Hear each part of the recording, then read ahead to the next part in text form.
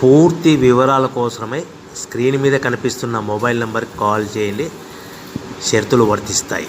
So మీరు చూస్తున్న ఈ machine semi automatic hydraulic full sheet joint sheet buffet plate making machine.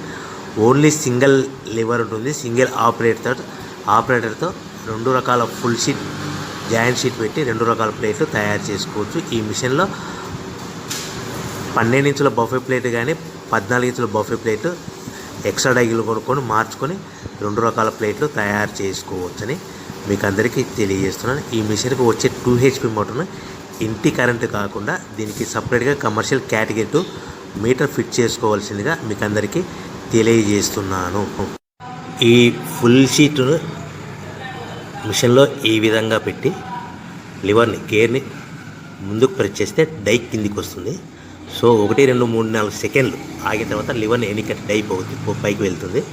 ఈ విధంగా ఫుల్ షీట్ పెడితే జాయింట్ షీట్ పెడితే 2 రకాల ప్లేట్లు ఈ విధంగా తయారవుతాయి. సో మనకు ఓన్లీ సింగిల్ గేరు సింగిల్ ఆపరేటర్తో మనం ఈ విధంగా షీట్ పెట్టి గేర్ని మళ్ళీ ముందుకు ప్రెస్ చేస్తే డై కిందికి వస్తుంది. 1 2 3 4 సెకండ్లు ఆగిన తర్వాత అదే లివర్ని వెనక్కి అంటే డై పైకి వెళ్తుంది. ఈ విధంగా ఫుల్ షీట్ పెట్టడం వల్ల 2 రకాల ప్లేట్లు తయారవుతాయి. సో ఈ మిషన్లో మనము గంటకి చేసే ఆపరేటర్ మీద ఆధారపడి ఉంటుంది. గంటకి 500 ప్లేట్ల నుంచి 1000 ప్లేట్ల వరకు తయారు చేసుకోవచ్చు.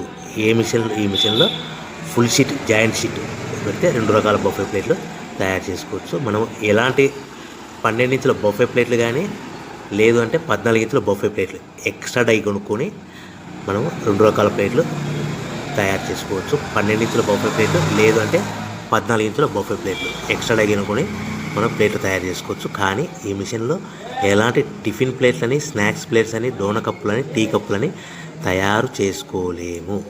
కేవలము బఫే ప్లేట్లు తయారు చేసుకోవచ్చని మీకు అందరికీ సలహా ఇస్తున్నాను.